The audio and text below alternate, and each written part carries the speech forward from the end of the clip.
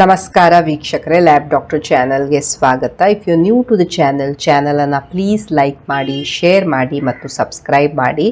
Because ಹೀಗೆ ಮಾಡೋದ್ರಿಂದ ನಮಗೊಂದು ಮೋಟಿವೇಶನ್ ಇರುತ್ತೆ, ನಿಮಗೆ ಒಳ್ಳೆಯ ಕಂಟೆಂಟ್ಸ್ ಇರುವಂತಹ ಕರೆಕ್ಟ್ ಆದಂಥ ಮೆಡಿಕಲ್ ವೀಡಿಯೋಸನ್ನು ಪ್ರಸ್ತುತಪಡಿಸಲಿಕ್ಕೆ.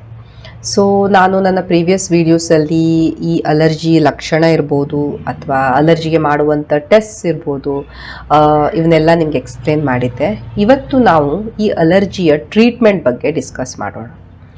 ಭಾಳಷ್ಟು ಸಲ ಪೇಷಂಟ್ಸು ಕಾಲ್ ಮಾಡಿದಾಗ ಕೇಳ್ತಾರೆ, ಮೇಡಮ್ ಅಲರ್ಜಿಗೆ ಇದೆ, ನಮಗೆ ಈ ಅಲರ್ಜಿ ನಮ್ಗೆ ಹೋಗ್ಬಿಡಬೇಕು, ಟ್ರೀಟ್ಮೆಂಟ್ ಕೊಡಿ ಅಂತ. ಟ್ರೀಟ್ಮೆಂಟ್ ಕೊಟ್ಟಾಗ ಇಷ್ಟೇ ಮೆಡಿಸಿನ್, ಈ ಮೆಡಿಸಿನ್ ನಾನು ಆಲ್ರೆಡಿ ತೊಗೊಂಡಿದ್ದೀನಿ, ಸೊ ನನಗೆ ಅಲರ್ಜಿ ಹೋಗ್ತಾ ಇಲ್ಲ, ಸೊ ಹೇಗೆ ಇದು ಅಂತ. ಸೊ ನಾನು ನಿಮ್ಗೆ ಆಲ್ರೆಡಿ ಎಕ್ಸ್ಪ್ಲೇನ್ ಮಾಡಿದ್ದೆ ದಟ್ ಅಲರ್ಜಿ ಅಂದರೆ ಏನು.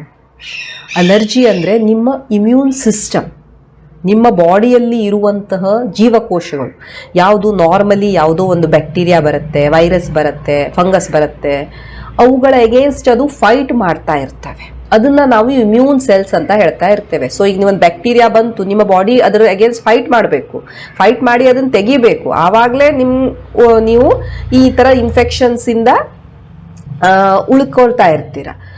ಬಟ್ ಸಪೋಸ್ ನಿಮ್ಮ ಬಾಡಿ ಏನು ಮಾಡುತ್ತೆ, ಈ ಥರ ನಾರ್ಮಲ್ ಡಸ್ಟ್ ಇರ್ಬೋದು, ಅಥವಾ ಒಂದು ಕ್ಯಾಟ್ ಡ್ಯಾಂಡರ್ ಇರ್ಬೋದು, ಅಥವಾ ಒಂದು ಡಾಗ್ ಇರ್ಬೋದು, ಅಥವಾ ಒಂದು ಯಾವುದೋ ಒಂದು ಗಿಡ ಇರ್ಬೋದು, ಅಥವಾ ಒಂದು ಸ್ಮೆಲ್ ಇರ್ಬೋದು, ಇವುಗಳಿಗೇನೆ ಇದು ಒಂದು ದೊಡ್ಡ ಒಂದು ಅಟ್ಯಾಕರ್ ಬರ್ತಾ ಇದೆ ಅಂತ ಅದರ ಎಗೇನ್ಸ್ಟ್ ಫೈಟ್ ಮಾಡಿದಾಗ ನಾವು ಅಂಥ ಕಂಡೀಷನ್ಸನ್ನು ಅಲರ್ಜಿ ಅಂತ ಹೇಳ್ತಾ ಇರ್ತೇವೆ. ಸೊ ನೀವೇ ನೋಡಿ, ಈಗ ಈ ರೀತಿ ಅಲರ್ಜಿ ಅಂದಾಗ ನಿಮ್ಮ ಬಾಡಿಯ ಜೀವಕೋಶಗಳು ಈ ರೀತಿ ರಿಯಾಕ್ಟ್ ಮಾಡ್ತಾ ಇದ್ದಾಗ, ಹೌದು ನೀನು ರಿಯಾಕ್ಟ್ ಮಾಡ್ತಾ ಇದೆಯಾ, ನಾವು ನಿನ್ನನ್ನು ಸಪ್ರೆಸ್ ಮಾಡಿಬಿಡ್ತೀವಿ, ಕಂಪ್ಲೀಟ್ಲಿ ನಿಮಗೆ ನಾವು ಸ್ಟಾಪ್ ಮಾಡಿಬಿಡ್ತೀವಿ ಅಂತ ನಾವು ನಿಮಗೆ ಔಷಧಿಯನ್ನು ಕೊಟ್ಟಾಗ ಏನಾಗ್ಬೋದು, ನಿಮ್ಮ ನಾರ್ಮಲ್ ಸೆಲ್ಸ್ ಸಹ ಸುಮ್ಮನಾಗ್ಬಿಡ್ಬೋದು. ಯಾಕಂದರೆ ನಾವು ಕೊಡುವಂಥ ಔಷಧಿ ಬರೀ ಅಲರ್ಜಿ ಸೆಲ್ಸಿಗೆ ಅಷ್ಟೇ ಅಲ್ಲ, ಯಾವುದು ಅಲರ್ಜಿ ಸೆಲ್ಸ್ ಅಂತ ನಮಗೆ ಗೊತ್ತಿಲ್ಲ. ಒಂದು ಔಷಧಿಯನ್ನು ಕೊಟ್ಟಾಗ ಅದು ನಿಮ್ಮ ನಾರ್ಮಲ್ ಸೆಲ್ಸನ್ನು ಸಹ ಶಾಂತ ಮಾಡಿಬಿಡುತ್ತೆ. ಇಂಥ ಪರಿಸ್ಥಿತಿ ಇದ್ದಾಗ ಆ ವ್ಯಕ್ತಿಗೆ ಒಂದು ಆ್ಯಕ್ಚುಲಿ ಬ್ಯಾಕ್ಟೀರಿಯಾ ಬಂದಾಗಲೂ ಅವರಿಗೆ ಫೈಟ್ ಮಾಡೋಕ್ಕಾಗೋದಿಲ್ಲ, ಆ್ಯಂಡ್ ಪೇಷಂಟಿಗೆ ಸಿವಿಯರ್ ಬ್ಯಾಕ್ಟೀರಿಯಲ್ ಇನ್ಫೆಕ್ಷನ್ ಆಗ್ಬೋದು. ಸೊ ಅಲರ್ಜಿಗೆ ಕ್ಯೂರ್ ಮಾಡೋದು, ಕಂಪ್ಲೀಟ್ಲಿ ತೆಗೆದು ಹಾಕೋದು, it is very very difficult. Because allergy ಅದರ ಮೆಕ್ಯಾನಿಸಮೇ ಆಗಿದೆ. ನಿಮ್ಮ ಬಾಡಿಯ ಓನ್ ಜೀವಕೋಶಗಳೇ ಈ ರೀತಿ ರಿಯಾಕ್ಷನ್ ಮಾಡ್ತಾ ಇದ್ದಾಗ ಅವುಗಳಿಗೆ ತೆಗೆಯೋದು ಕಷ್ಟ, ಅವುಗಳಿಗೆ ಇಟ್ಕೊಳ್ಳೋದು ಕಷ್ಟ. ಸೊ ನಾವೇನು ಮಾಡ್ತೇವೆ, ಲಕ್ಷಣಗಳನ್ನು ಟ್ರೀಟ್ ಮಾಡ್ತೇವೆ. ನಿಮಗೆ ಮೂಗು ಸೋರ್ತಾ ಇದೆ, ಅದಕ್ಕೆ ಟ್ರೀಟ್ಮೆಂಟ್ ಕೊಡ್ತೇವೆ. ತಲೆ ನೋಯ್ತಾ ಇದೆ, ಅದಕ್ಕೆ ಟ್ರೀಟ್ಮೆಂಟ್ ಕೊಡ್ತೇವೆ. ಉಸಿರಾಡ್ಲಿಕ್ಕೆ ನಿಮ್ಮ ಪ್ರಾಬ್ಲಮ್ ಆಗ್ತಾ ಇದೆ, ಅದಕ್ಕೆ ಟ್ರೀಟ್ಮೆಂಟ್ ಕೊಡ್ತೇವೆ. ಹೊರತು ನಿಮ್ಮ ಅಲರ್ಜಿಯನ್ನು ನಾನು ಕಂಪ್ಲೀಟ್ಲಿ ತೆಗೆದು ಹಾಕಬೇಕು ಅನ್ನೋದು it is not possible because of this mechanism. Hopefully ಇದು ನಿಮ್ಗೆ ಕ್ಲಿಯರ್ ಆಗ್ಬೋದು. ನಾನು ಅಷ್ಟು ದುಡ್ಡು ಖರ್ಚು ಮಾಡಿದೆ, ನಾನು ಇಷ್ಟು ಮಾಡಿದೆ, ನನಗೆ ಕಡಿಮೆನೇ ಆಗ್ತಾ ಇಲ್ಲ ಅಂದರೆ this is the mechanism and this is how the treatment works. ಎರಡನೇದು, ಅಲರ್ಜಿಗೆ ಟ್ರೀಟ್ಮೆಂಟ್ ಏನಿರುತ್ತೆ ಅದು ಡಿಪೆಂಡ್ ಆಗುತ್ತೆ. ಇದು ಮೈಲ್ಡ್ ಎಲರ್ಜಿನ, ಮಾಡ್ರೇಟ್ ಎಲರ್ಜಿನ, ಸಿವಿಯರ್ ಎಲರ್ಜಿನ, ನಿಮ್ಗೆ ಬೇರೆ ಏನು ಕಂಡೀಷನ್ಸ್ ಇದೆ, ನಿಮ್ಮ ಏಜ್ ಎಷ್ಟು, ನಿಮ್ಮ ಆಕ್ಯುಪೇಷನ್ ಏನು, ಇವೆಲ್ಲದರ ಮೇಲೆ ನಾವು ಟ್ರೀಟ್ಮೆಂಟನ್ನು ಪ್ಲ್ಯಾನ್ ಮಾಡಬೇಕಾಗತ್ತೆ. ಇಂಡಿವಿಜುವಲ್ ಅಲರ್ಜಿ ಡಿಫ್ರೆಂಟ್ ಇರುತ್ತೆ, ಇಂಡಿವಿಜುವಲಿನ ಸಿಂಪ್ಟಮ್ಸ್ ಡಿಫ್ರೆಂಟ್ ಇರುತ್ತೆ, ಅದು ಸಿವಿಯಾರಿಟಿ ಎಷ್ಟು ಇದೆ ನಿಮ್ಗೆ ಅಲರ್ಜಿ ಅದು ಬೇರೆ ಇರುತ್ತೆ. ಅದ್ರ ಮೇಲೆ ಈ ಟ್ರೀಟ್ಮೆಂಟ್ ವೇರಿ ಆಗ್ತಾ ಇರುತ್ತೆ. ಮೇನ್ಲಿ ಅಲರ್ಜಿಗೆ 3 ರೀತಿಯಲ್ಲಿ ಟ್ರೀಟ್ಮೆಂಟ್ ಆಗುತ್ತೆ. ಒಂದು, ಅವಾಯ್ಡ್ ಅಲರ್ಜನ್. ಯಾವುದರಿಂದ ನಿಮಗೆ ಅಲರ್ಜಿ ಆಗ್ತಾ ಇದೆ ಅದನ್ನು ನೀವು ಅವಾಯ್ಡ್ ಮಾಡಬೇಕು. ನಾವು ಹೇಗೆ ಅವಾಯ್ಡ್ ಮಾಡೋದು, ಎಲ್ಲ ಕಡೆ ಡಸ್ಟ್ ಇದೆ, ಹೇಗೆ ಅವಾಯ್ಡ್ ಮಾಡ್ಬೋದು? ಎಲ್ಲ ಕಡೆ ಡಸ್ಟ್ ಇದೆ, ನೀವು ಹೇಗೆ ಅವಾಯ್ಡ್ ಮಾಡ್ಬೋದು? ಆದಷ್ಟು ನೀವು ಐದರ್ ಒಂದು ಮಾಸ್ಕ್ ಹಾಕ್ಕೊಳ್ಳಿ, ಅದರಿಂದ ಸ್ವಲ್ಪ ನಿಮ್ಮನ್ನು ದೂರ ಇಟ್ಕೊಳ್ಳಿಕ್ಕೆ ಟ್ರೈ ಮಾಡ್ಬೋದು ಅಷ್ಟೇ. ಜಸ್ಟ್ ಬಿಕಾಸ್ ಎಲ್ಲ ಕಡೆ ಡಸ್ಟ್ ಇದೆ, ನನಗೆ ಅವಾಯ್ಡ್ ಮಾಡೋಕ್ಕಾಗ್ತಾ ಇಲ್ಲ, ದೆನ್ ನಿಮಗೆ ಟ್ರಿಗರ್ ಆಗೇ ಆಗುತ್ತೆ. That is the mechanism. So allergy ಇದ್ದಾಗ ನಾವು ಮೇನ್ಲಿ ಏನು ಹೇಳ್ತಾ ಇರ್ತೇವೆ, ಆದಷ್ಟು ಟ್ರೈ ಮಾಡಿ ಟು ಅವಾಯ್ಡ್ ದ ಅಲರ್ಜನ್. ನಿಮಗೆ ಚಿಕನಿಗೆ ನೀವು ಅಲರ್ಜಿಕ್ ಇದ್ದೀರಾ, ಫಿಶ್ಶಿಗೆ ಅಲರ್ಜಿಕ್ ಇದ್ದೀರಾ, ಎಲ್ಲಿವರೆಗೆ ನೀವು ಅದನ್ನು ಅವಾಯ್ಡ್ ಮಾಡೋದಿಲ್ಲ, ನೀವು ತೆಗೆದುಕೊಂಡಾಗೆಲ್ಲ ನಿಮಗೆ ಅದು ಸಿಂಪ್ಟಮ್ಸನ್ನು ಮಾಡೇ ಮಾಡುತ್ತೆ. So avoiding the allergen is the first and the best treatment. ಆಗಲಿಲ್ಲ ಅಂದ್ರೂ ನಿಮ್ಮ ಹತ್ರ ಎಷ್ಟು ಸಾಧ್ಯವಾಗತ್ತೆ ಅಷ್ಟಾದರೂ ನೀವು ಎಫರ್ಟ್ ಮಾಡಲೇಬೇಕು. ಅದು ಆಗೋದೇ ಇಲ್ಲ ಅಂತ ಹೇಳಿ ನೀವು ಬಿಟ್ಟರೆ ಅದು ಅಲರ್ಜಿ ನಡೀತಾನೇ ಇರುತ್ತೆ. Okay, so one is avoiding the allergen. Second, symptomatic treatment. ನಿಮ್ಗೆ ಏನೇನು ಲಕ್ಷಣ ಇದೆ ಅದನ್ನು ನಾವು ಟ್ರೀಟ್ ಮಾಡೋದು. ಆ್ಯಂಡ್ ಮೂರನೇದು ಇಮ್ಯುನೋಥೆರಪಿ. ಓಕೆ, ಅಂದರೆ ನಿಮ್ಮ ಈ ಇಮ್ಯೂನ್ ಸಿಸ್ಟಮನ್ನು, ನಿಮ್ಮ ಇಮ್ಯೂನ್ ಸೆಲ್ಸನ್ನು, ಜೀವಕೋಶಗಳನ್ನು ಸ್ವಲ್ಪ ಮಟ್ಟಿಗೆ ಚೇಂಜ್ ಮಾಡೋಕ್ಕೆ ನಾವು ಟ್ರೈ ಮಾಡೋದು. ಈ 3 ಕ್ಯಾಟಗರೀಸಲ್ಲಿ ಡಿವೈಡ್ ಮಾಡ್ತೀವಿ. ಈಗ ಕೆಲವೊಂದ್ಸಲ allergies over the time change ಆಗ್ಬೋದು. ನೀವು ನೋಡ್ಬೋದು ಕೆಲವೊಂದ್ಸಲ ಮಕ್ಕಳಿಗೆ ಇನಿಷಿಯಲಿ ಬೆಳೆಯೋ ಏಜಲ್ಲಿ ಅವರಿಗೆ ಅಲರ್ಜಿ ಇರುತ್ತೆ, ನಂತರ ಅವರಿಗೆ ಅದು ಸರಿ ಹೋಗುತ್ತೆ. ಸೊ ಈ ರೀತಿ ಅವರ ಇಮ್ಯೂನ್ ಸೆಲ್ಸ್, ಅವರ ಜೀವಕೋಶಗಳು ಯಾವಾಗ ಸ್ವಲ್ಪ ಚೇಂಜಸ್ ಆಗ್ತವೆ ಆವಾಗ ಅದು ನಾರ್ಮಲ್ ಸಹ ಆಗ್ಬೋದು. ಅದೇ ವಯಸ್ಕರಲ್ಲಿ ಈ ರೀತಿ ಆಗೋದು ಸ್ವಲ್ಪ ಕಷ್ಟ. ಬಟ್ ಎಸ್, ಮಕ್ಕಳಲ್ಲೆಲ್ಲ ನಾವು ಕೆಲವೊಮ್ಮೆ ಅಲರ್ಜಿ ಚೇಂಜ್ ಆಗೋದನ್ನು ನೋಡ್ತಾ ಇರ್ತೇವೆ. ಕೆಲವೊಬ್ಬರಿಗೆ ಕೆಲವೊಂದು ಪದಾರ್ಥಗಳಿಗೆ ಮೊದಲು ಅಲರ್ಜಿ ಇರೋದಿಲ್ಲ, ಆ ನಂತರ ಅಲರ್ಜಿ ಬರುತ್ತೆ. ಸೊ ಬೇಸಿಕಲಿ ನಿಮ್ಮ ಜೀವಕೋಶಗಳು, ನಿಮ್ಮ ಇಮ್ಯೂನ್ ಸೆಲ್ಸ್ ಇನ್ವಾಲ್ವ್ ಆಗಿರೋದ್ರಿಂದ ಇವೆಲ್ಲ ಚೇಂಜಸ್ ಬರ್ತಾ ಇರ್ತವೆ. ಈಗ ನಿಮಗೆ ಅಲರ್ಜಿ ಆಯಿತು, ನಿಮಗೆ ಅವಾಯ್ಡ್ ಮಾಡೋಕ್ಕಾಗಿಲ್ಲ ಅಥವಾ ಸಿವಿಯರ್ ನಿಮ್ಗೆ ಲಕ್ಷಣ ಬಂತು, ನಿಮಗೆ ಮೂಗು ಕಟ್ಟೋಯ್ತು, ನಾವು ನೇಸಲ್ ಡಿಕಂಜೆಸ್ಟೆಂಟ್ ಅನ್ನ ಕೊಡ್ತಾ ಇರ್ತೇವೆ. ನಿಮ್ಮ ಮೂಗು ಕಟ್ಟೇನಿರುತ್ತೆ, ನಿಮ್ಮ ಮೂಗು ಕಟ್ಟು ಹೋಗ್ಬಿಟ್ಟಿರುತ್ತೆ, ಅದನ್ನ ನಾವು ಡಿಕಂಜೆಸ್ಟ್ ಮಾಡೋಕ್ಕೆ ನೇಸಲ್ ಡಿಕಂಜೆಸ್ಟೆಂಟ್ಸ್ ಇರ್ತವೆ, ಯಾವುದರಿಂದ ನಿಮಗೆ ಉಸಿರಾಡೋಕ್ಕೆ ಈಸಿ ಆಗುತ್ತೆ.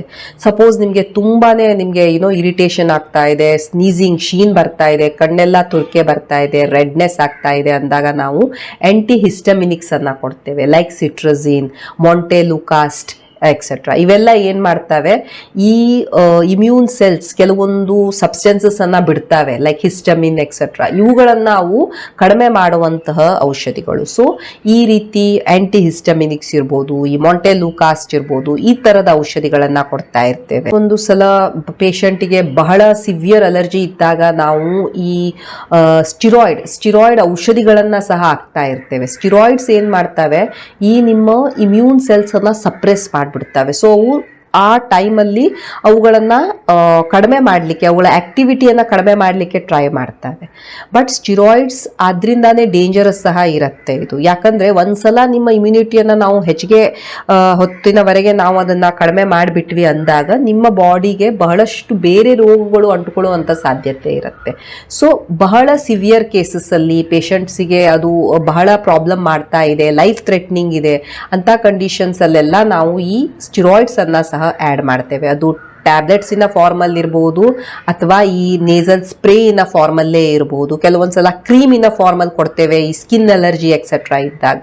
ಸೊ ಈ ಥರದ ಔಷಧಿಗಳನ್ನು ಕೊಡ್ತೇವೆ ಡಿಪೆಂಡಿಂಗ್ ಅಪಾನ್ ದ ಸಿಂಪ್ಟಮ್ಸ್ ಅಥವಾ ಲಕ್ಷಣಗಳು ಹೇಗಿರ್ತವೆ ಆ ರೀತಿ ನೋಡಿಕೊಂಡು. ಕೆಲವೊಮ್ಮೆ ಪೇಷಂಟ್ಸಿಗೆ ಸಿವಿಯರ್ ಹೆಡೇಕ್ ಇರುತ್ತೆ, ಪೇನ್ ಕಿಲ್ಲರ್ಸನ್ನು ಕೊಡ್ಬೋದು ನಾವು. ಬ್ರೀದಿಂಗ್ ಪ್ರಾಬ್ಲಮ್ ಇದ್ದಾಗ ಈ ಡೆರಿಫಿಲಿನ್ ಅಂತ ಔಷಧಿಯನ್ನು ಹಾಕ್ತೇವೆ, ಸೊ ದ್ಯಾಟ್ ಅವರಿಗೆ ಈ ವೀಸಿಂಗ್ ಆಗೋದು ಅಥವಾ ಈ ಉಸಿರಾಟಕ್ಕೆ ಏನು ಪ್ರಾಬ್ಲಮ್ ಆಗ್ತಾ ಇದೆ ಅದನ್ನ ಕಡಿಮೆ ಮಾಡೋದಕ್ಕೆ.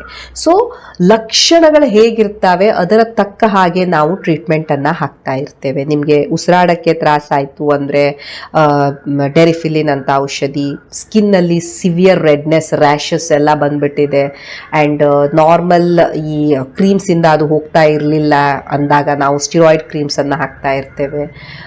ಕಂಜೆಷನ್ ಇತ್ತು, ಡಿಕಂಜೆಸ್ಟೆಂಟ್ಸ್ ಅನ್ನ ಕೊಡ್ತಾ ಇರ್ತೇವೆ. ಅಲ್ಲಿಯ ಅಲರ್ಜಿಯಲ್ಲಿ ಪ್ರೊಡ್ಯೂಸ್ ಆಗುವಂಥ ಹಿಸ್ಟಮಿನ್ ಎಕ್ಸೆಟ್ರಾ ಅನ್ನ ಕಡಿಮೆ ಮಾಡಲಿಕ್ಕೆ ಈ ಆಂಟಿ ಹಿಸ್ಟಮಿನಿಕ್ಸ್ ಲೈಕ್ ಸಿಟ್ರಜಿನ್, ಮೊಂಟೆಲುಕಾಸ್ಟ್ ಎಕ್ಸೆಟ್ರಾ ಕೊಡ್ತಾ ಇರ್ತೇವೆ. ಪೇನ್ ಇತ್ತು ಅಂದರೆ ಪೇನ್ ಕಿಲ್ಲರ್ಸ್ ಅನ್ನ ಕೊಡ್ತೇವೆ. ಸೊ ಇದು ಸಿಂಪ್ಟಮ್ಯಾಟಿಕ್ ಥೆರಪಿ. ಯಾವಾಗ ತಗೊಳ್ತೀರಿ ಆವಾಗ ಇವುಗಳು ತಮ್ಮ ಕೆಲಸವನ್ನ ಮಾಡ್ತವೆ. ನೆಕ್ಸ್ಟ್ ನೀವು ಮತ್ತೆ ಎಕ್ಸ್ಪೋಸ್ ಆದ್ರಿ, ಮತ್ತೆ ನಿಮ್ಮ ಬಾಡಿ ರಿಯಾಕ್ಟ್ ಮಾಡ್ತು, ಎಸ್ ಇದೇ ಪ್ರೊಸೆಸ್ ಮತ್ತೆ ರಿಪೀಟ್ ಆಗ್ಬೋದು. ಸೊ ನಾಟ್ ದ್ಯಾಟ್ ಬಿಕಾಸ್ ನೀವು ಈ ಟ್ಯಾಬ್ಲೆಟ್ ತಗೊಂಡ್ರಿ ನೆಕ್ಸ್ಟ್ ನಿಮಗೆ ಅಲರ್ಜಿ ಅಟ್ಯಾಕೇ ಆಗೋದಿಲ್ಲ ಅಥವಾ ಅಲರ್ಜಿ ಅಟ್ಯಾಕ್ ಆದಾಗ ಲಕ್ಷಣಗಳು ಬರೋದಿಲ್ಲ ಅಂತ ಅಲ್ಲ. ಬಿಕಾಸ್ ನಾನು ಹೇಳಿದೆ ಪ್ರತಿ ಸಲ ಈ ರೀತಿ ಅಲರ್ಜನ್ಸ್ ಬಂದಾಗ ನಿಮ್ಮ ಬಾಡಿಯ ಸೆಲ್ಸು ಎದ್ದು ಅವುಗಳ ಅಗೇನ್ಸ್ಟ್ ಫೈಟ್ ಮಾಡ್ತವೆ. ಆ್ಯಂಡ್ ಈ ಫೈಟಿಂಗಲ್ಲಿ ಕೆಲವೊಂದು ಸೆಲ್ಸು ಇವೆಲ್ಲ ಸೆಕ್ರೀಟ್ ಮಾಡೋದ್ರಿಂದ ನಿಮ್ಮ ಬಾಡಿ ಈ ರೀತಿ ಲಕ್ಷಣಗಳನ್ನು ಪ್ರೊಡ್ಯೂಸ್ ಮಾಡ್ತಾ ಇರುತ್ತೆ ಆ್ಯಂಡ್ ಆದ್ರಿಂದ ನಿಮಗೆ ಈ ಅಲರ್ಜಿ ಲಕ್ಷಣಗಳು ಬರ್ತಾ ಇರ್ತವೆ. ಕೆಲವೊಮ್ಮೆ ಪೇಷಂಟ್ಸ್ಗೆ ಬಹಳ ಸಿವಿಯರ್ ಅಲರ್ಜಿ ಆಗಿಬಿಡುತ್ತೆ, ಲೈಕ್ ಬ್ರೀದಿಂಗಿಗೆ ಸಹ ಉಸಿರಾಡ್ಲಿಕ್ಕೂ ಅವರಿಗೆ ಪ್ರಾಬ್ಲಮ್ ಆಗಿಬಿಡುತ್ತೆ, ಚೋಕ್ ಆಗ್ತಾ ಇರ್ತಾರೆ. ಅಂಥ ಟೈಮಲ್ಲಿ ನಾವು ಈ ಎಫಿನೆಫ್ರಿನ್ ಶಾರ್ಟ್ಸನ್ನು ಸಹ ಇಂಜೆಕ್ಷನ್ಸನ್ನು ಕೊಡ್ತೇವೆ ಅಂಡ್ ಕೊಡಲೇಬೇಕಾಗತ್ತೆ. ಇಲ್ಲ ಅಂದರೆ ಅವರಿಗೆ ಜೀವಕ್ಕೂ ಅಪಾಯ ಇರುತ್ತೆ, ಅವರಿಗೆ ಉಸಿರಾಡಕ್ಕೆ ಆಗ್ತಾ ಇರೋದಿಲ್ಲ. ಸೊ ಎಫಿನೆಫ್ರಿನ್ ಇಂಜೆಕ್ಷನ್ಸ್ ಸಹ ಇಟ್ಕೊಂಡಿರ್ತೇವೆ. ಆ್ಯಂಡ್ ಲಾಸ್ಟ್ ನಾನು ಹೇಳಿದೆ ಇಮ್ಯೂನೋಥೆರಪಿ. ಇಮ್ಯೂನೋಥೆರಪಿ ಅಂದರೆ ಇಮ್ಯೂನೋ ಅಂತ ಹೇಳಿದರೆ ನಿಮ್ಮ ಬಾಡಿಯಲ್ಲಿ ಇರುವಂಥ ಇಮ್ಯೂನ್ ಸೆಲ್ಸ್, ಜೀವಕೋಶಗಳು, ಆ್ಯಂಡ್ ಇವುಗಳೇ ಹೈಪರ್ ಆ್ಯಕ್ಟಿವ್ ಹಾಕ್ಕೊಂಡು ಅಲರ್ಜಿ ಮಾಡ್ತಾ ಇರ್ತವೆ. ಅವುಗಳನ್ನೇ ನಾವು ಚೇಂಜ್ ಮಾಡೋಕ್ಕೆ ಟ್ರೈ ಮಾಡ್ತಾ ಇರ್ತೇವೆ. ನಾಟ್ ದ್ಯಾಟ್ ಅದು ಎಲ್ಲ ಟೈಮಲ್ಲೂ ಸಕ್ಸಸ್ಫುಲ್ ಆಗುತ್ತೆ, ಎಲ್ಲ ಅಲರ್ಜಿಗೂ ಅದು ಯೂಸ್ಫುಲ್ ಇರುತ್ತೆ. ಬಟ್ ಎಸ್, ಈ ಥರದ ಥೆರಪಿ ಸಹ ಇದೆ, ಇಮ್ಯೂನೋಥೆರಪಿ ಅಂತ. ಒಂದು ನಾವು ಐದರ್ ನಿಮಗೆ ಈ ಇಂಜೆಕ್ಷನ್ ಮುಖಾಂತರ ಇಮ್ಯೂನೋಥೆರಪಿ ಕೊಡ್ತಾ ಇರ್ಬೋದು, ಇಲ್ಲ ನಿಮ್ಮ ಈ ನಾಲಿಗೆ ಕೆಳಗಡೆ ಇಟ್ಕೊಳ್ಳಿಕ್ಕೆ ನಾವು ಕೆಲವೊಂದು ಸಬ್ಸ್ಟೆನ್ಸಸ್ ಅನ್ನ ಕೊಡ್ಬೋದು, ಯಾವುದರಿಂದ ನಿಮ್ಮ ಈ ಇಮ್ಯೂನ್ ಸೆಲ್ಸಿನ ಬಿಹೇವಿಯರ್ ಅನ್ನ ನಾವು ಚೇಂಜ್ ಮಾಡಬಹುದು. ಇಮ್ಯೂನೋಥೆರಪಿಯಲ್ಲಿ ನಾನು ಹೇಳಿದೆ ಇಂಜೆಕ್ಷನ್ ಮುಖಾಂತರ. ಈಗ ಯಾವುದ್ರ ಇಂಜೆಕ್ಷನ್ ಕೊಡ್ತಿರ್ತಾರೆ, ನಿಮಗೆ ಯಾವುದಕ್ಕೆ ಅಲರ್ಜಿ ಇದೆ ಅದನ್ನ ಫಸ್ಟ್ ಪತ್ತೆ ಹಚ್ಕೊಳ್ಬೇಕು. ಸಪೋಸ್ ನೀವು ಡಸ್ಟಿಗೆ ಅಲರ್ಜಿಕ್ ಇದ್ದೀರಾ, ಅವಾಗ ಏನು ಮಾಡ್ತಾರೆ, ಈ ಡಸ್ಟಿನ ಈ ಪಾರ್ಟಿಕಲಿನ ಇಂಜೆಕ್ಷನ್ ಅನ್ನ ಸ್ವಲ್ಪ ಸ್ವಲ್ಪ ಡೋಸ್ ಇನ್ಕ್ರೀಸ್ ಮಾಡ್ಕೊಳ್ತಾ ಆ ಪೇಷಂಟಿಗೆ ಅದರ ಇಂಜೆಕ್ಷನ್ ಅನ್ನ ಕೊಡ್ತಾ ಇರ್ತಾರೆ. ಸೊ ದ್ಯಾಟ್ ನಿಮ್ಮ ಈ ಇಮ್ಯೂನ್ ಸೆಲ್ಸ್, ನಿಮ್ಮ ಈ ಜೀವಕೋಶಗಳು ಪತ್ತೆ ಹಚ್ಕೊಳ್ಬೇಕು ದ್ಯಾಟ್ ಹೌದು ಇದು ಏನು ಬಹಳ ಡೇಂಜರಸ್ ಅಟ್ಯಾಕರ್ ಅಲ್ಲ, ಇದು ಒಂದು ಡಸ್ಟ್ ಅಷ್ಟೇ, ನಾನು ಈ ರೀತಿ ಓವರ್ ಆಗಿ ಅದಕ್ಕೆ ರಿಯಾಕ್ಟ್ ಮಾಡುವಂತ ಅವಶ್ಯಕತೆ ಇಲ್ಲ ಅಂತ ಅವಕ್ಕೆ ತಿಳಿಸ್ಲಿಕ್ಕೆ ನಾವು ಈ ರೀತಿ ಅದರ ಡೋಸಸ್ ಅನ್ನ ಹೆಚ್ಚಿಗೆ ಸ್ವಲ್ಪ ಇನ್ಕ್ರೀಸ್ ಮಾಡ್ತಾ ಬರ್ತೇವೆ. ಅದನ್ನ ಇಮ್ಯೂನೋಥೆರಪಿ ಅಂತ. ಈ ಇಂಜೆಕ್ಷನ್ ಮುಖಾಂತರ ನಾವು ಕೊಡ್ತಾ ಇರೋದು. ಸೊ ಇದನ್ನ ನೀವು ನಿಮ್ಮ ಮನೆಯಲ್ಲೇ ಎಕ್ಸೆಟ್ರಾ ತೆಗೆದುಕೊಳ್ಳಕ್ ಆಗೋದಿಲ್ಲ, ಯಾಕಂದ್ರೆ ಕೆಲವೊಬ್ಬರಿಗೆ ಬಹಳ ಸಿವಿಯರ್ ರಿಯಾಕ್ಷನ್ ಆಗ್ಬಿಡ್ಬೋದು, ಕೊಟ್ಟಾಗ ಬಹಳ ಸಿವಿಯರ್ ಅಲರ್ಜಿ ಆಗ್ಬಿಡ್ಬೋದು. ಸೊ ನಿಮ್ಮ ಡಾಕ್ಟರ್ ಅಡ್ವೈಸಿನಲ್ಲೇ ಇದನ್ನ ಮಾಡಬೇಕಾಗತ್ತೆ. ನಿಮ್ಮ ಡಾಕ್ಟ್ರೇ ಆ ಡೋಸ್ ಅನ್ನ ಟೈಟ್ರೇಟ್ ಮಾಡಿ ನಿಮಗೆ ಕೊಡಬೇಕಾಗತ್ತೆ. ಏನಾದ್ರೂ ಹೆಚ್ಚು ಕಡಿಮೆ ಆಯ್ತು ಅಂದಾಗ ನಿಮ್ಗೆ ಇಮಿಡಿಯೇಟ್ಲಿ ಅಲ್ಲಿ ಟ್ರೀಟ್ಮೆಂಟ್ ಕೊಡುವಂತ ಪರಿಸ್ಥಿತಿ ಇರಬೇಕಾಗತ್ತೆ. ಸೊ ಯೂಶ್ವಲಿ ಡಾಕ್ಟರಿನ ಆಫೀಸಲ್ಲೇ ಇದನ್ನ ಮಾಡ್ತಿರ್ತಾರೆ. ಅಂಡ್ ಈ ರೀತಿ ಇಂಜೆಕ್ಷನ್ ಅನ್ನ ಕೊಟ್ಟು ಮಾಡ್ತಾ ಇರೋದು, ಇದನ್ನ ಇಂಜೆಕ್ಟಬಲ್ ಇಮ್ಯುನೋಥೆರಪಿ ಅಂತ ನಾವೇನ್ ಹೇಳ್ತಾ ಇರ್ತೇವೆ. ಒಂದು ಸ್ಲಿಟ್ ಅಂದ್ರೆ ಸಬ್ಲಿಂಗ್ವಲ್ ಇಮ್ಯುನೋಥೆರಪಿ. ಇದರಲ್ಲಿ ಏನಾಗತ್ತೆ, ಈ ಇಂಜೆಕ್ಷನ್ ಅನ್ನ ಕೊಡ್ತಾ ಇರೋದಿಲ್ಲ, ಸೇಮ್ ನೀವು ಯಾವುದಕ್ಕೆ ಅಲರ್ಜಿಕ್ ಇದ್ದೀರಾ ಅದೇ ಏನು ಸಬ್ಸ್ಟೆನ್ಸ್ ಇರುತ್ತೆ ಅದನ್ನ ಈ ಒಂದು ಟ್ಯಾಬ್ಲೆಟಿನ ಫಾರ್ಮಲ್ಲಿ ನಿಮ್ಮ ನಾಲಿಗೆ ಕೆಳಗೆ ಇಡ್ತಾ ಇರ್ತಾರೆ. ಆ್ಯಂಡ್ ನಿಮ್ಮ ಬಾಡಿಗೆ ಮತ್ತೆ ಸಿಗ್ನಲ್ ಕೊಡ್ತಾ ಇರ್ತಾರೆ, ಇದು ಇದು ನಾರ್ಮಲ್ಲು, ಇದಕ್ಕೆ ನಾವು ಹೈಪರ್ ಆಗಿ ರಿಯಾಕ್ಟ್ ಮಾಡೋ ಅವಶ್ಯಕತೆ ಇಲ್ಲ ಅಂತ. ಸೊ ಸ್ಲೋಲಿ ಅದರ ಡೋಸ್ ಅನ್ನ ಇನ್ಕ್ರೀಸ್ ಮಾಡ್ತಾ ಹೋಗ್ತಾರೆ, ಸೊ ದ್ಯಾಟ್ ನಿಮ್ಮ ಬಾಡಿ ಅದಕ್ಕೆ ಲೆಸ್ ಸೆನ್ಸಿಟಿವ್ ಆಗಲಿ, ನಿಮಗೆ ಅಲರ್ಜಿಯಲ್ಲಿ ಬರುವಂತ ಲಕ್ಷಣಗಳು ಕಡಿಮೆ ಆಗ್ತಾ ಹೋಗ್ಲಿ ಅಂತ. ಓಕೆ, ಸೊ ಇದನ್ನ ನಾವು ಇಮ್ಯೂನೋಥೆರಪಿ ಅಂತ ಹೇಳ್ತಾ ಇರ್ತೇವೆ. ಇವು ಈ ಅಲರ್ಜಿಗೆ ಇರುವಂತ ಕೆಲವೊಂದು ಟ್ರೀಟ್ಮೆಂಟ್ಸ್. ಎಸ್, ನೀವು ಸಹ ಕೆಲವೊಂದು ಚೇಂಜಸ್ ಅನ್ನ ಮಾಡ್ಕೊಳ್ತಾ ಇರಬೇಕಾಗತ್ತೆ. ನಾನು ಹೇಳಿದೆ ಆದಷ್ಟು ನೀವು ಅಲರ್ಜನ್ಸ್ ಅನ್ನ ಅವಾಯ್ಡ್ ಮಾಡಬೇಕು. ಡಸ್ಟ್ ಹೌದು ನಮಗೆ ಅವಾಯ್ಡ್ ಮಾಡಕ್ ಆಗೋದಿಲ್ಲ ಇರುತ್ತೆ, ಬಟ್ ಆದಷ್ಟು ನೀವು ಇರುವಂಥ ಸರೌಂಡಿಂಗ್ಸ್ ಅನ್ನ ಕ್ಲೀನ್ ಇಟ್ಕೊಳ್ಳೋದು, ಅಥವಾ ಡಸ್ಟಿ ಪ್ಲೇಸಸ್ಸಿಗೆ ನೀವು ಹೋಗಬೇಕು, ಡಸ್ಟ್ ಕ್ಲೀನೇ ಮಾಡಬೇಕು ಅಂದಾಗ ಆದಷ್ಟು ನೀವು ಕವರ್ ಮಾಡ್ಕೊಳ್ಳೋದು, ಇವುಗಳನ್ನೆಲ್ಲ ನೀವು ಟ್ರೈ ಮಾಡ್ಬೋದು. ಸೊ ದ್ಯಾಟ್ ನಿಮಗೆ ಈ ಅಲರ್ಜಿ ಅಟ್ಯಾಕ್ ಬರದೇ ಇರೋ ಥರ ನೀವು ನೋಡ್ಕೊಳ್ಳಿಕ್ಕೆ. ಓಕೆ, ನಿಮಗೆ ಗೊತ್ತಾಯ್ತು ನೀವು ಒಂಥರ ಚಿಕನಿಗೆ ಅಲರ್ಜಿಕ್ ಇದ್ದೀರಾ, ಫಿಶ್ಶಿಗೆ ಅಲರ್ಜಿಕ್ ಇದ್ದೀರಾ, ಅವಾಯ್ಡ್ ಮಾಡಿ. ಯಾಕಂದರೆ ನೀವು ಎಲ್ಲಿವರೆಗೆ ಅವಾಯ್ಡ್ ಮಾಡೋದಿಲ್ಲ, ಈ ಟ್ಯಾಬ್ಲೆಟ್ಸು ನಿಮಗೆ ಆ ಅಲರ್ಜಿಯನ್ನು ತೆಗೆಯೋದಿಲ್ಲ. ಓಕೆ, ಟ್ಯಾಬ್ಲೆಟ್ಸ್ ಕೊಡೋದು ಲಕ್ಷಣಗಳನ್ನು ಕಡಿಮೆ ಮಾಡಕ್ಕೆ ಮಾತ್ರ. ಸೊ ಆದಷ್ಟು ಅದನ್ನು ಅವಾಯ್ಡ್ ಮಾಡಿ. ಒಂದು ಬ್ಯಾಲೆನ್ಸ್ಡ್ ಡಯಟ್ ಅನ್ನ ತೆಗೆದುಕೊಳ್ಳಕ್ಕೆ ಟ್ರೈ ಮಾಡಿ. ಅಂದರೆ ಬ್ಯಾಲೆನ್ಸ್ಡ್ ಡಯಟ್ ತೆಗೆದುಕೊಂಡಾಗ, ಒಂದು ಸಮತೋಲಿತ ಆಹಾರ ನೀವು ತೆಗೆದುಕೊಂಡಾಗ ಅದೇನು ಅಲರ್ಜಿಯನ್ನು ಕಡಿಮೆ ಮಾಡತ್ತಂತಲ್ಲ, ನಿಮ್ಮ ಓವರ್ ಆಲ್ ಬಾಡಿಗೆ ಒಂದು ಇಮ್ಯೂನ್ ಸಿಸ್ಟಮ್ ಅನ್ನ ಚೆನ್ನಾಗಿ ಇಟ್ಕೊಳ್ಳಿಕ್ಕೆ ಅದು ಹೆಲ್ಪ್ ಮಾಡುತ್ತೆ. ಯಾಕಂದರೆ ಒಳ್ಳೆ ಫ್ಯಾಟ್ಸು, ಪ್ರೋಟೀನ್ಸು ಇವೆಲ್ಲ ಬೇಕು ನಿಮ್ಮ ಇಮ್ಯೂನ್ ಸೆಲ್ಸಿಗೆ ಸರಿಯಾಗಿ ಕೆಲಸ ಮಾಡೋಕ್ಕೆ. ಸರಿಯಾಗಿ ಯಾವಾಗ ಕೆಲಸ ಮಾಡೋದಿಲ್ಲ ಆವಾಗ ಈ ರೀತಿ ಅಲರ್ಜಿ ಬರ್ತಿರ್ತವೆ, ಹೈಪರ್ ಆ್ಯಕ್ಟಿವ್ ಆದಾಗ. ಸೊ ಒಂದು ಈ ಥರದ ಬ್ಯಾಲೆನ್ಸನ್ನು ತರ್ಕೊಳ್ಳೋಕ್ಕೆ ನಮಗೆ ಒಂದು ಸಮತೋಲಿತ ಆಹಾರ ಇರ್ಬೋದು, ನಿಮ್ಮ ವೇಟ್ ಮೇಂಟೈನ್ ಮಾಡೋದಿರ್ಬೋದು, ನೀವು ಎಕ್ಸಸೈಸ್ ಮಾಡೋದಿರ್ಬೋದು, ಇವನ್ನೆಲ್ಲ ಮಾಡಬೇಕಾಗತ್ತೆ. ಸೊ ದ್ಯಾಟ್ ನಿಮ್ಮ ಬಾಡಿ ಒಂದು ಆಪ್ಟಿಮಮ್ ಕಂಡೀಷನಲ್ಲಿ ಇರಲಿಕ್ಕೆ.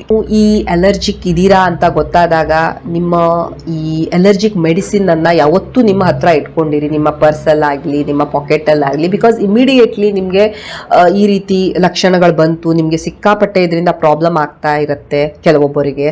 ಸೊ ಆವಾಗ ನೀವು ಈ ಥರದ ಟ್ಯಾಬ್ಲೆಟ್ಸನ್ನು ಹ್ಯಾಂಡಿ ಇಟ್ಕೊಂಡಿದ್ರೆ ಎಷ್ಟೋ ನಿಮಗೆ ಅದು ರಿಲೀಫನ್ನು ಕೊಡ್ತಾ ಇರುತ್ತೆ.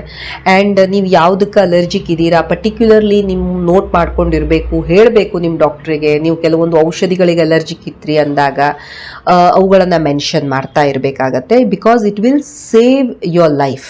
ಕೆಲವೊಂದು ಬ್ರೀದಿಂಗ್ ಎಕ್ಸಸೈಸ್ ಇರ್ಬೋದು, ಪ್ರಾಣಾಯಾಮ ಇರ್ಬೋದು, ಯೋಗ ಇರ್ಬೋದು, ಈ ರೀತಿ ಕೆಲವೊಂದು ಎಕ್ಸಸೈಸ್ ಇಂದ ಸಹ ನಿಮ್ಮ ಬಾಡಿ ಸಹ ಕಾಮ್ ಡೌನ್ ಆಗತ್ತೆ, ನಿಮ್ಮ ಬ್ರೀದಿಂಗ್ ಇಂಪ್ರೂವ್ ಆಗತ್ತೆ, ಎಷ್ಟೋ ನಿಮ್ಮ ಈ ಅಲರ್ಜಿಕ್ ಸಿಂಪ್ಟಮ್ಸ್ ಸಹ ಕಡಿಮೆ ಆಗತ್ತೆ. ಸೊ ಇವು ಎವ್ರಿಥಿಂಗ್ ಇನ್ ಕಾಂಬಿನೇಷನ್. ನಾನು ಸ್ಮೋಕ್ ಮಾಡ್ತಾನೆ ಇರ್ತೀನಿ, ನಾನು ಡ್ರಿಂಕ್ ಮಾಡ್ತಾನೆ ಇರ್ತೀನಿ, ನಾನು ಹೊರಗಡೆದೆಲ್ಲ ತಿಂತಾ ಇರ್ತೀನಿ, ನನಗೆ ಒಂದು ಟ್ಯಾಬ್ಲೆಟ್ ತಗೊಳ್ಬೇಕು ಆ್ಯಂಡ್ ನನ್ನ ಅಲರ್ಜಿ ಬುಡ ಸಮೇತ ಹೋಗ್ಬಿಡಬೇಕು, ಈ ರೀತಿ ಯಾವುದೂ ಟ್ಯಾಬ್ಲೆಟ್ಸ್ ಇಲ್ಲ, ಯಾವುದೂ ಮೆಡಿಸಿನ್ ಸಹ ಇಲ್ಲ. ನೀವು ಓವರಾಲ್ ನಿಮ್ಮ ಅಲರ್ಜಿಯನ್ನು ಟ್ರೀಟ್ ಮಾಡ್ಕೊಳ್ಬೇಕು ಅಂದಾಗ ನಿಮ್ಮ ಓವರಾಲ್ ಬಾಡಿ ಬಗ್ಗೆನೂ ಸಹ ಕಾಳಜಿ ಮಾಡಬೇಕಾಗತ್ತೆ. ಸನ್ಲೈಟ್ಗೆ ಎಕ್ಸ್ಪೋಸ್ ಆಗಬೇಕಾಗತ್ತೆ, ವಿಟಮಿನ್ ಡಿ ಚೆನ್ನಾಗಿ ತೊಗೊಳ್ಬೇಕಾಗತ್ತೆ, ವಿಟಮಿನ್ B12 ಇರ್ಬೋದು, ನಿಮಗೆ ಈ ಹಿಮೋಗ್ಲೋಬಿನ್ ಇರ್ಬೋದು, ನಿಮ್ಮ ಬ್ರೀದಿಂಗ್ ಎಕ್ಸಸೈಸಸ್ ಇರ್ಬೋದು, ನಿಮ್ಮ ಹ್ಯಾಬಿಟ್ಸ್ ಇರ್ಬೋದು, ಇವೆಲ್ಲವೂ ಮ್ಯಾಟ್ರ್ ಆಗ್ತವೆ. ಯಾಕಂದರೆ ಇವೆಲ್ಲವೂ ಸಹ ನಿಮ್ಮ ಈ ಅಲರ್ಜಿಯ ಸಿವಿಯಾರಿಟಿಯನ್ನು ಕಡಿಮೆ ಮಾಡೋಕ್ಕೆ ಹೆಲ್ಪ್ ಮಾಡ್ತಾ ಇರ್ತವೆ. And as such for allergy ನಾನು ಹೇಳಿದೆ, ಅಲರ್ಜಿ ಲಕ್ಷಣಗಳನ್ನು ನಾವು ಟ್ರೀಟ್ ಮಾಡ್ತಾ ಇರ್ತೇವೆ. ಅಲರ್ಜಿಗೆ ಆ್ಯಸ್ ಸಚ್ ಕ್ಯೂರ್ ಕಂಪ್ಲೀಟ್ಲಿ ತೆಗೆದು ಹಾಕೋ ಥರ ಏನೂ ಇರೋದಿಲ್ಲ, ಯಾಕಂದರೆ ಇದರಲ್ಲಿ ನಿಮ್ಮ ಬಾಡಿನೇ ಹೈಪರ್ ರಿಯಾಕ್ಟಿವ್ ಆಗ್ತಾ ಇರುತ್ತೆ. ಸೊ ಔಷಧಿಗಳು ನಿಮ್ಮ ಲಕ್ಷಣಗಳನ್ನು ಕಡಿಮೆ ಮಾಡಲಿಕ್ಕೆ, ನಿಮಗೆ ಹೆಡೇಕು, ನಿಮ್ಮ ಶೀನು, ನಿಮ್ಮ ಕಣ್ಣು ತುರ್ಕೆ, ನಿಮ್ಮ ಮೂಗು ಸೋರೋದು, ನಿಮಗೆ ಬ್ರೀದಿಂಗ್ ಪ್ರಾಬ್ಲಮ್ಮು, ಇವನ್ನೆಲ್ಲ ಕಡಿಮೆ ಮಾಡೋದಕ್ಕೆ ಔಷಧಿಗಳಿರ್ತವೆ. ಆ್ಯಂಡ್ ಸಿವಿಯರ್ ಅಲರ್ಜಿ ಇದ್ದಾಗ ಸ್ಟಿರಾಯ್ಡ್ಸು, ಎಫಿನೆಫ್ರಿನ್ಸು, ಇಮ್ಯುನೋಥೆರಪಿ ಇವುಗಳನ್ನು ಸಹ ನಾವು ಪೇಷಂಟಿಗೆ ಸಜೆಸ್ಟ್ ಮಾಡ್ತೇವೆ. So thank you so much for watching the video. Please like, share and subscribe the channel. Thank you.